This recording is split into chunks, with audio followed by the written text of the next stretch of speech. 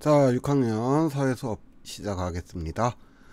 두 번째 주제, 세계의 다양한 삶의 모습에 대해서 배우고 있고, 우리 오늘은 지난 시간에 이어서 교과서 43쪽부터 45쪽까지 기후에 따른 사람들의 생활 모습 두 번째 시간입니다.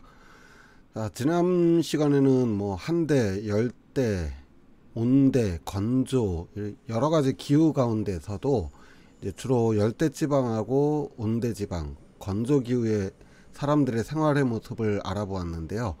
이번 시간에는 냉대기후와 한대기후, 아주 추운 기후입니다. 이 추운 지방에서 사람들은 어떻게 살아가고 있는지를 알아보도록 할게요.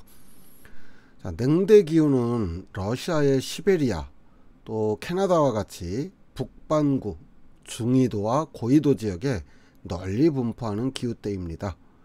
냉대기후는 온대기후처럼 사계절이 나타나기는 합니다. 하지만 겨울이 훨씬 길고 기온도 온대기후에 비해서 훨씬 더 추운 것이 특징입니다. 이런 냉대기후에서는 잎이 바늘처럼 가늘고 긴 침엽수가 잘 자라게 되는데요.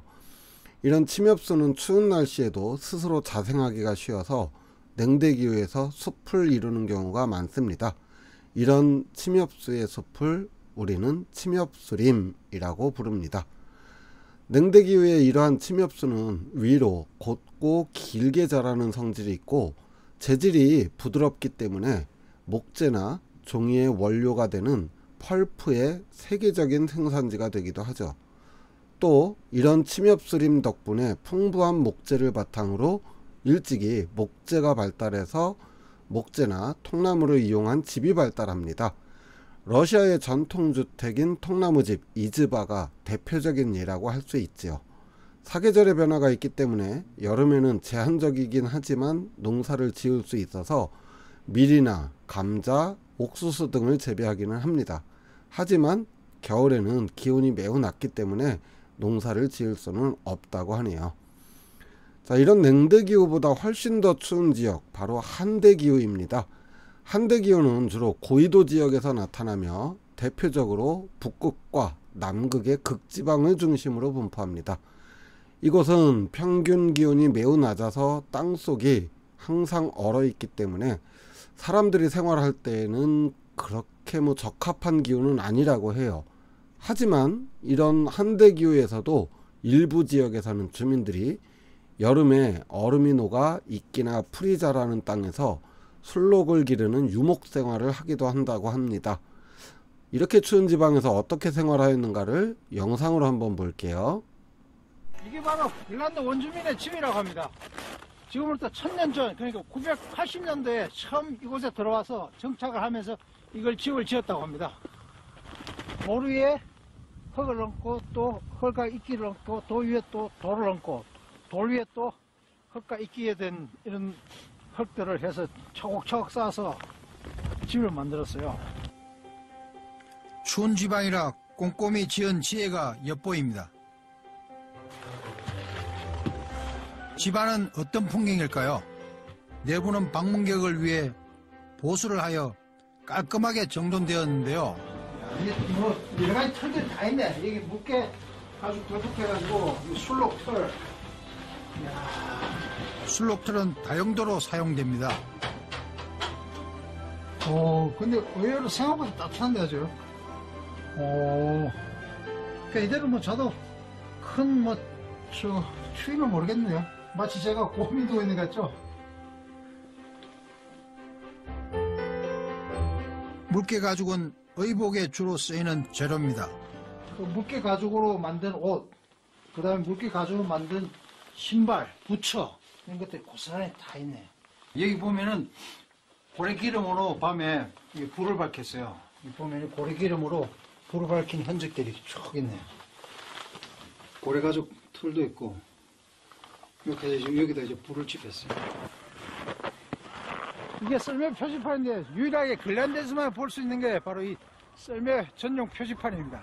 개썰매 전용 도로가 있는 그린란드. 지난 수세월 동안 개썰매는 이 넓은 설원을 달렸습니다.